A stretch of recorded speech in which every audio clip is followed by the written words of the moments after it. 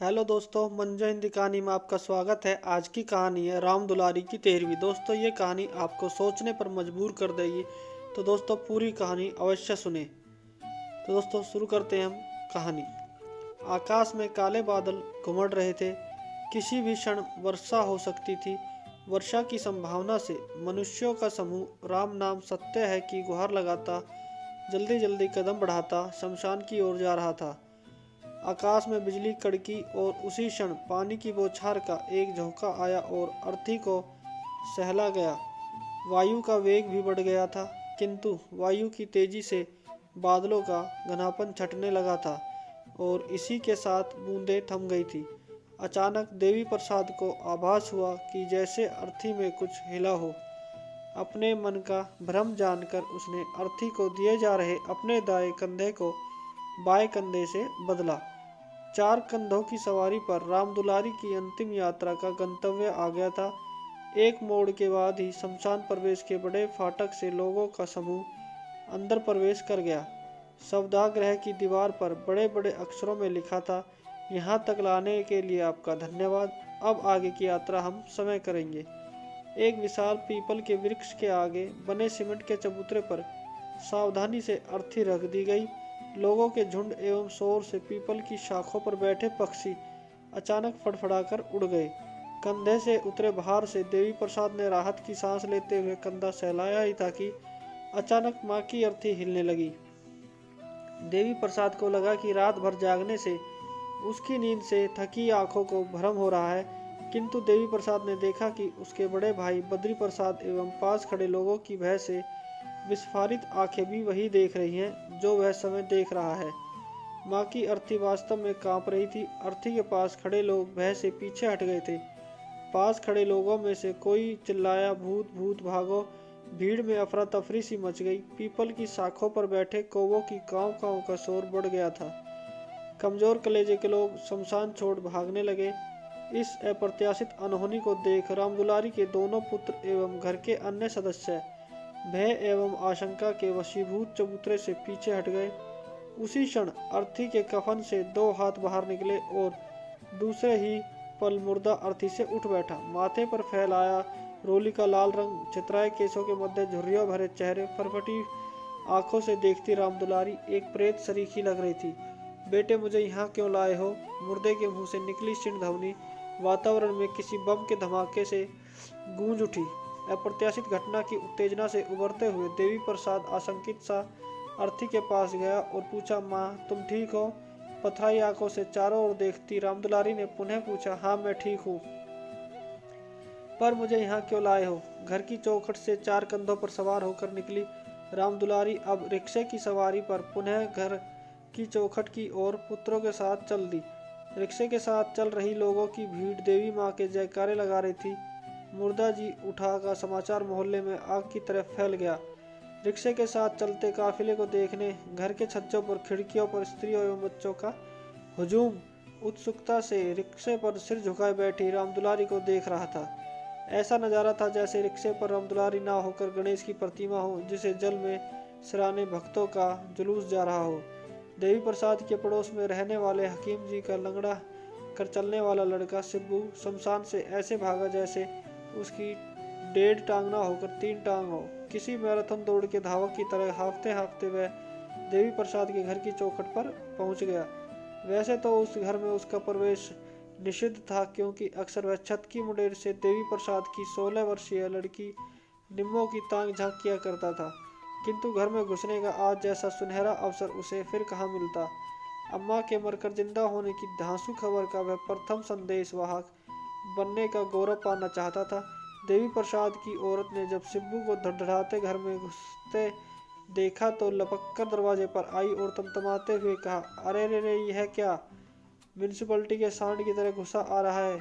शिब्बू थोड़ा सा ठिठका, फिर जैसे ही उसकी नज़र कमरे के बाहर खड़ी निम्मो पर पड़ी तो दुगने उत्साह से उसने कहा, आंटी ऐसी खबर लाया हूँ कि सुनकर उछल पड़ोगी। सुनकर निम्मो भी उत्सुकता से चौखट तक आ गई। उसने आज चुन्नी भी नहीं डाली हुई थी, कमीज से उसका गदराया बदन झलक रहा था। अभी घर से मुर्दे की धूल भी नहीं छटी और तू खबरची बनकर घुस आया। देवी प्रसाद की औरत ने निम्मो को घूरते हुए कहा, वही तो शमशान घाट पर अम्मा कफन फाड़कर उठ बैठी और अब रिक्शे पर बैठकर घर आ रही है। शिबू ने कनखियों से निम्मो की कमीज को तकते हुए कहा, क्या अनाप शनाप बक रहा है? देवी प्रसाद की पत्नी ने अविश्वास से कहा। विश्वास नहीं आता तो गली से आता देवी मैया के जयकारे का शोर तो सुनाई दे रहा है, यह अम्मा के जुलूस का शोर है। शिबू ने जोर देते हुए कहा। देवी प्रसाद एवं बद्री प्रसाद की पत्नियां घर की ड्योढ़ी पर मरकर जीवित हुई सास के स्वागत में खड़ी मन में सोच रही थी कि कैसे न कैसे तो बुढ़िया मरी और अब फिर से छाती में मूंग दलने वापस आ रही है। मनुष्य की भीड़ के साथ चलता रिक्शा घर की ड्योढ़ी पर आ गया लगा। इतनी भीड़ तो राम दुलारी जैसी अनाम बुढ़िया की शव यात्रा में भी नहीं थी, जितनी उसके जीवित होकर आने में हो गई थी। थकी सी राम दुलारी की क्षीण काया पुन्नों की सहायता से रिक्शे से उतरी। देवी माँ के जयकारों के बीच लोगों की कौतूहल भरी नजरों से अपने को बचाती वह घर में प्रवेश कर गई। मरकर जीवित होने के अपराध बोध से ग्रस्त थकी सी राम दुलारी घर की चारपाई पर निढाल सी हो गई, या फिर लोगों के प्रश्नों से बचने के प्रयास में सोने का नाटक कर रही थी। राम दुलारी तो सो गई, किंतु मोहल्ला जाग उठा। एक उत्तेजना का वातावरण व्याप्त था। यह एक ऐसा निम्न मध्यम वर्गीय मोहल्ला था जिसकी पहचान यहाँ की कोलतार उगरी सड़कों पर आवारा घूमते पशुओं के बीच गिल्ली डंडा या कंचा जैसे राष्ट्रीय खेल खेलते बच्चे थे। इस इनाम से मोहल्ले को राम दुलारी एपिसोड ने अचानक सुर्खियों में ला दिया था। सनसनीखेज खबरों के भूखे टीवी वाले और प्रेस वाले अपने अपने कैमरे लटकाए इस मोहल्ले में सक्रिय हो गए थे। प्रसाद बंधुओं की पत्नियां, जो सास के जीवित होने से विक्षुब्ध थी, अपने को दूरदर्शन पर दिखलाए जाने की उत्तेजना से प्रेस कैमरे के सामने काजल लिपस्टिक लगाए विस्तार से पुनर्जीवित गाथा का ब्यौरा दे रही थी। ईश्वर को सास के पुनर्जीवित होने के धन्यवाद के साथ इसे अपने पूर्व जन्मों का सुफल भी बता रही थी। किंतु राम दुलारी के प्रेस के समक्ष न आने के हट के चलते उसके मरकर जीवित होने के अनुभव या उसके मन में क्या चल रहा है, इन सब से वंचित प्रेस वालों को राम दुलारी के विभिन्न कोणों से लिए फोटो से संतोष करना पड़ा। कैसे न कैसे अफरा तफरी में वह दिन गुजरा। अगले दिन घर के सदस्यों एवं मोहल्ले के बड़े बूढ़ों की राय से जीवित हुए मुर्दे के संभावित दुष्प्रभाव की छाया के निवारण हेतु पंडित शिवचरण बुलाए गए। पंडित शिवचरण ने आंखें मूंद कर आकाश की ओर देखते हुए कोई अस्पष्ट सा मंत्र बुदबुदाया। तत्पश्चात अपने थैले से कोई कर्मकांड संबंधित पोथा निकालकर उसके पन्ने पलटे एवं मनन की मुद्रा में आ गए। ऐसा लगता जैसे कोर्ट में बैठा कोई न्यायाधीश सबूतों एवं गवाहों को सुनने के बाद किसी जटिल मुकदमे का फैसला सुनाने जा रहा हो। पंडित शिवचरण के जीवन में संभवतः यह प्रथम अवसर ही था जब मरकर जीवित हुए किसी जीव के कर्मकांड संबंधित अनुष्ठान का निर्णय उन्हें देना था। शिवचरण जी ने कर्मकांड ग्रंथ को श्रद्धा से अपने थैले में रखा। तत्पश्चात गंभीरता का मुखौटा ओढ़ते हुए देवी प्रसाद एवं बद्री प्रसाद को संबोधित करते हुए कहा, देखिए जजमान, आपकी माँ की मृत्यु तो निश्चित रूप से हो चुकी थी, किंतु ईश्वर कृपा से पूर्व जन्म कर्म फलों के कारण इसी शरीर में उन्हें नया जीवन दिया गया है। कोने में खड़ी दोनों पत्नियां पंडित के ज्ञान दर्शन को समझने की चेष्टा में अपने अपने पतियों के समीप आ खड़ी हुई, किंतु इन सब के भ्रमित चेहरों पर साफ लिखा था कि मृत्यु, पूर्व जन्म, कर्म फल जैसी शब्दावली उनके लिए ऐसे ही अनजान थी जैसे गांव की पाठशाला के मास्टर के लिए ट्विटर और फेसबुक जैसी शब्दावली। देवी प्रसाद ने अपने अज्ञान के क्षोभ को दबाते हुए झल्लाकर कहा, पंडित जी, यह कर्मकांड और कर्मफल के ज्ञान को छोड़िए, हमें तो यह बतलाइए कि अब हमें करना क्या है। पंडित शिवचरण ने अपनी विद्या के ज्ञान में फूलते हुए कहा, करना क्या है जजमान, अपनी मृत माँ की 13वीं कीजिए, तत्पश्चात अपनी पूर्ण जीवित माँ का नया नामकरण संस्कार कीजिए। जजमान बंधुओं के असमंजस को अनदेखा करते हुए शिवचरण ने अपनी बात चालू रखी। 13वीं में 11 पंडितों को भोज कराए। अपनी मृत माँ की आत्मा शांति हेतु उसकी पसंद के वस्त्र एवं वस्तुओं का श्रद्धानुसार दान दक्षिणा करे। दोनों बहुएं पंडित जी द्वारा सुझाए गए इस खर्चीले 13वीं कर्म के औचित्य को पचा नहीं पा रही थी। अतः बड़ी बहू ने खींचते हुए कहा, पंडित जी, घर में जब कोई मरा ही नहीं, सास अंदर चारपाई पर भली चंगी लेटी है, तो काहे की तेरहवीं और काहे का भोज। अपने पंडिताई ज्ञान पर एक अनपढ़ स्त्री द्वारा लगाए गए प्रश्न के हार से तिलमिलाए शिवचरण ने अपने को संयत करते हुए औरतों के मुंह न लगने की परंपरा का पालन करते हुए बद्री प्रसाद से कहा, देखिए जजमान, यदि आपकी माँ की मृत्यु नहीं हुई ही नहीं थी तो काहे को अर्थी सजाई और काहे को शमशान गए। आपकी माँ की मृत्यु तो अवश्य हुई है, किंतु ऊपर के दरबार में भी तो भूल चूक हो सकती है। उसी भूल चूक के परिणाम स्वरूप लिए गए प्राण पुनः देह में प्रतिष्ठित कर दिए गए। अपने तर्क के प्रभाव को जजमानों के चेहरे पर लक्षित कर शिवचरण ने अंतिम हथियार का वार करते हुए पुनः कहा, इस पर यदि आप घर पर हुई मृत्यु के दुष्प्रभाव निवारण हेतु कर्मकांड नहीं संपन्न कराना चाहते तो आपकी इच्छा, किंतु बच्चों पर एवं घर की पड़ती अनिष्ट छाया के लिए आप समय उत्तरदायी होंगे। पंडित जी की परोक्ष धमकी के आगे बहुएं नतमस्तक अवश्य हो गई, किंतु इस अनावश्यक खर्च की खींच उनके चेहरे पर स्पष्ट झलक आई थी। माँ की तेरहवीं एवं नामकरण विधि विधान से किए जाएंगे, इस निर्णय के साथ सभी सभा विसर्जित हो गई। पंडित शिवचरण संतुष्टि के भाव से अपनी पोथी पुस्तक समेटकर प्रस्थान कर गए। राम दुलारी को जब ज्ञात हुआ कि जीते जी उसकी तेरहवीं मनाई जा रही है, तो शर्म से उसका कलेजा फट पड़ने को हो आया। काश मौत उसके बस में होती तो वह उसे अभी गले लगा लेती। वैसे भी उठते बैठते बहुओं के ताने सुनने से तो मर जाने में ही ज्यादा सुकून मिलता। वह सोचने लगी कि हे भगवान, जीते जी इन आंखों से अपनी तेरहवीं देखने से तो अच्छा है कि मेरे प्राण ले लो। ड्योढ़ी की छत पर से होते हुए सूरज की लालिमा का प्रकाश घर के दलान पर फैल गया था। कोने के गमले में लगा तुलसी का पौधा पानी के अभाव में मुरझा गया है। तुलसी को कौन पानी देता, जब पानी देने वाली समय कोठरी में मुरझाई सी पड़ी है। घर में उत्तेजना एवं सक्रियता का मिला जुला वातावरण है। घर के दलान पर दरी बिछा दी गई है। दलान की दीवार से लगी चौकी पर राम दुलारी की ब्लैक एंड व्हाइट पुरानी फोटो, जिसमें उसकी आयु बहुओं से कम लग रही है, पर गेंदे की माला सुशोभित है। फोटो के सामने रखी थाली पर दिया जल रहा है। घर से लगी गली पर बनाई भट्टी पर हलवाई पूड़ियाँ तल रहा है। घर के बच्चे उत्साह से उछल कूद मचा रहे हैं, क्योंकि आज उन्हें पूड़ियाँ और मिठाई खाने को मिलेंगी। बच्चों को इससे कोई फर्क नहीं पड़ता कि पूड़ियाँ छठी बच्ची के जन्म की हैं या तेरहवीं की। पीपल के पेड़ पर कौवों की काँव काँव का शोर कुछ ज्यादा ही है। संभवतः कौवों को आभास है कि मृत्यु भोज में प्रथम हिस्सेदारी कौवों की होती है। भोज के द्वितीय हिस्सेदार 11 हट्टे कट्टे चुटियाधारी ब्राह्मण अपना स्थान ग्रहण कर चुके हैं।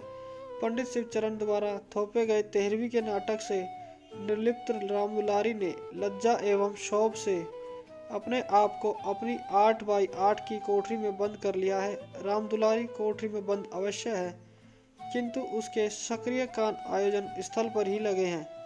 मंच सज गया है। मंच संचालक पंडित शिवचरण ने मंत्रोच्चारण से नाटक का आरंभ कर दिया है। शब्द वातावरण में तैर रहे हैं। दलान से होते हुए राम दुलारी की कोठरी तक मंत्रोच्चारण की स्वर लहरी में कहीं अतीत से गूंजे स्वर गड़बड़ हो जाते हैं। 50 कोस दूर बसे सोडा गांव में राम दुलारी का मायका है। मायके के आंगन में लगा नीम का पेड़ कब पराया हो गया, कब वह शादी के 7 फेरे मुंशी दीनानाथ के साथ इस आंगन में आ गई थी, और आज इसी आंगन में जीते जी उधर दलान में संपन्न होते यज्ञ से स्वाहा स्वाहा की ध्वनियां आ रही हैं। राम दुलारी को स्वाहा के स्वर कहीं नेत्य से आते प्रतीत हो रहे हैं। घर में प्रथम पुत्र के नामकरण का यज्ञ था। राम दुलारी माँ बन गई थी। उसके आंचल में दूध पान करता नन्हा बद्री प्रसाद आ गया था। उसने स्त्रीत्व की पूर्णता पाली थी। और फिर आया देवी प्रसाद। घर का यही आंगन 2 बच्चों की किलकारियों से गुलजार हो गया था। उस दिन उसे बड़ा आश्चर्य हुआ जब उसने देखा कि मुंशी जी एक भूरी गाय की डोर थामे चले आ रहे हैं। पति ने मुस्कुराते हुए कहा था, घर में एक माँ तो तुम ही हो, मैं एक और माँ ले आया हूँ। आज राम दुलारी को सब एक एक कर याद आ रहा है। यादों का तार में बाहर दालान से आती बर्तनों प्लेट प्यालियों की आवाजें टूट जाता है। संवत ब्राह्मण 13वीं का भोज कर रहे हैं। वातावरण में आलू पूरी की सुगंध फैल जाती है। जीरे वाले आलू के साथ अजवाइन मिली नमकीन पूरियां मुंशी दीनानाथ को भी बहुत पसंद थी। बाहर दलान में लोगों के चलने फिरने के स्वर आ रहे हैं। दरवाजे के बाहर से आती पदचाप से ही रामदुलारी पहचान जाती थी कि मुंशी जी आ रहे हैं। ऐसे ही एक दिन जब उसे लगा था कि घर के दरवाजे के बाहर से आती पति की चिर परिचित पदचाप आज और दिनों की अपेक्षा कुछ बदली सी है। मुंशी जी की पदचाप में एक लड़खड़ाहट सी थी। आते ही क्लांत से खाट पर लेट गए और बोले, बद्री की माँ, सीने में दर्द सा उठ रहा है। वह तुरंत रसोई से तेल की शीशी ले आई। वह सीने में तेल की मालिश करते रही और मुंशी जी की आंखें मूंदती गई। मुंशी जी का शरीर एक बारगी कपाया, एक झटका सा लगा और उनके हाथ से तेल की कटोरी गिर गई और फिर सब शांत। तेल मालिश उसके 40 वर्षीय विवाहित जीवन में पति को दी गई उनकी अंतिम सेवा बन गई। आंसू की गर्म बूंद आंख की ओर से निकल रामदुलारी के गालों पर ढलक जाती है। कोठरी की दीवारें धुंधला सी जाती हैं। दलान से आती आवाजों की ध्वनियां दूर कहीं खो जाती हैं। आंखों में एक से तैर आते हैं। मुंशी जी खड़े मुस्कुरा रहे हैं। भूरी गाय ओसारे में खड़ी रंभा रही है। एक माँ दूसरी माँ को बुला रही है। मायके के आंगन वाला नीम का पेड़ उसे बुला रहा है। फिर सब दृश्य एक दूसरे में गड़बड़ हो जाते हैं। मुंशी जी, भूरी गाय, नीम वाला आंगन, नींद की खुमारी सी छाती जा रही है। उधर दलान में पंडित शिवचरण का थैला दान दक्षिणा के सामान से भर गया है। जीवन की निसारता और अंत में सब कुछ यही रह जाता है। जैसे वाक्यों से 13वीं क्रम के बाद का पारंपरिक प्रवचन कर रहे हैं। मेरा तेरा लेना देना मोह माया सब छलावा है। श्रोता उबासियां लेते पंडित जी का प्रवचन सुन रहे हैं। संसार तो एक छलावा है, बस एक ईश्वर ही सत्य है के वाक्य से पंडित शिवचरण अपने प्रवचन का समापन करते हैं। जजमान बद्री प्रसाद को संबोधित करते हुए, आपकी माता जी का 13वीं क्रम तो संपन्न हुआ, अब अपनी माता जी का नामकरण संस्कार हेतु बुलवाइए। पंडित जी ने संतुष्टिपूर्ण मुद्रा में कहा। दोनों पुत्र और उनके पीछे उनकी पत्नियां रामदुलारी की कोठरी में प्रवेश करते हैं। रामदुलारी खुली आंखों से सो रही है, शांत एवं निश्चल। उठो माँ, पंडित जी नामकरण के लिए बुला रहे हैं। वह उसे हिलाते हैं। रामदुलारी का निस्पंद ठंडा शरीर एक तरफ को लुढ़क जाता है, किंतु उसकी खुली आंखों जैसे कहीं कुछ खोज सी रही है। तो दोस्तों, रामदुलारी फिर से स्वर्ग सुधार जाती हैं। तो दोस्तों, आपको ये कहानी कैसी लगी हमें कमेंट करके अपनी राय ज़रूर दें और आपको वीडियो पसंद आई तो लाइक ज़रूर करें। दोस्तों, अगर आपको ये कहानी पसंद आई तो कृपया वीडियो को लाइक कर दें और हमारे चैनल को सब्सक्राइब करें। ज़रूर धन्यवाद आपका।